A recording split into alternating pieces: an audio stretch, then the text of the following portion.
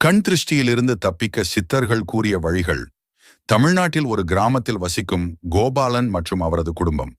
வாழ்க்கை சீராகவே சென்றது. சிறிய தொழில், மகிழ்ச்சியான குடும்பம்.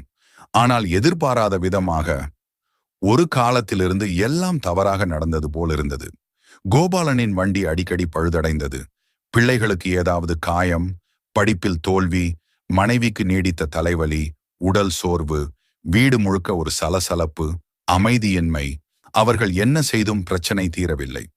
ஒரு நாள் நம்பிக்கைக்குரிய சித்தர் ஒருவர் வந்து சொன்னார், உங்கள் வீட்டில் தீய சக்தி எதுவும் இல்லை, ஆனால் கண் திருஷ்டி இருக்கிறது. சிலரது பார்வையில் இருக்கும் துன்ப அலைகள் உங்கள் குடும்பத்தின் நலனை பாதிக்கிறது. சித்தர்கள் கூறிய பரிகார வழிகள்.